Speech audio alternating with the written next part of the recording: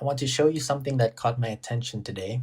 As you can see, all of the accounts are or have active trades going on. You'll notice I have a demo account also running Engine B. It has a slightly different percentage score. I would have run a demo account for Engine B. However, cTrader only allows a single CBot running for demo accounts, and I chose Engine B. And today you'll notice that there's 2 trades open for the live account. One was open yesterday, while for the demo account, there's only 1 trade, which was open today. So immediately I found this fishy. I wondered if it was a bug, because these are the same engines and the same market. And you can see in the history, there's also 1 trade closed from yesterday. And same with the live account. So something was fishy. First thing I did was check the logs. So on the live account from yesterday, we can see that, where's the end hour? This is why it's nice to have journals to easily trace what and know what actually happened. So there was a re-entry position opened, which is the one that's running today.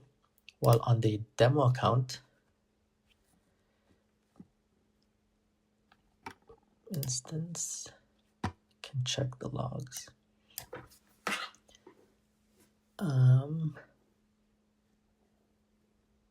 Right before the next day, there was simply the position closed. A re-entry was triggered, but there was no re-entry position happening. So a little clue of what happened, you can see the execution timing. This one on the demo account was executing at the 800th of a millisecond, while on the live instance, you can see it was executing of half that time. So a fraction of a millisecond different. And that's quite relevant to what actually happened. So if I run a back test on the live account environment for Engine B, we can see it go into the trade.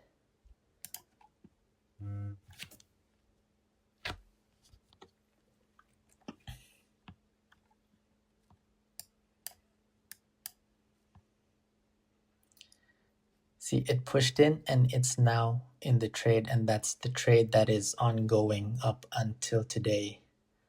So what happened? The candle closed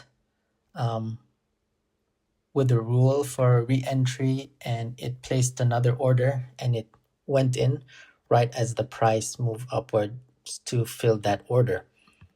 Now if I go switch to a demo account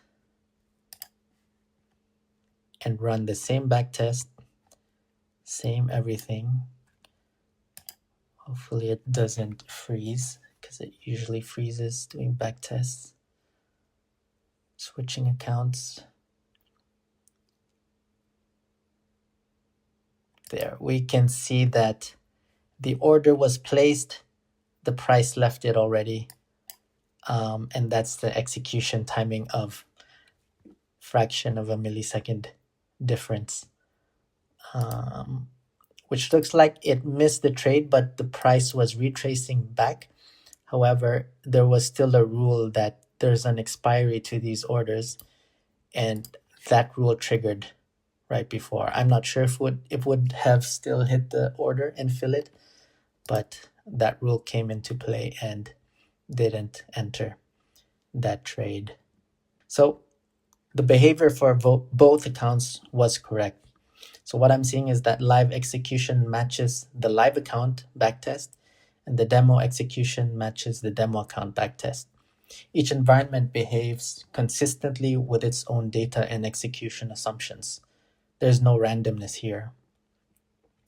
This is the key point. Demo and live environments don't share the same tick sequence, don't have identical spreads, don't execute orders at the same instance.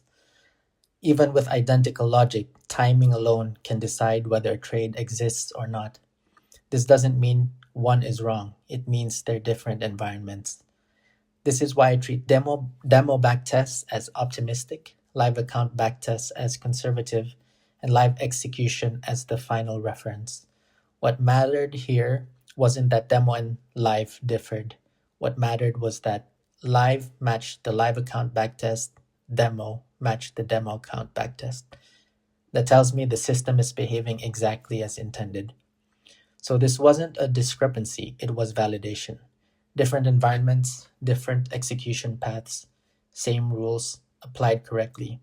And this kind of detail becomes even more important as systems move toward shorter time horizons. That's all for today. Thanks for watching.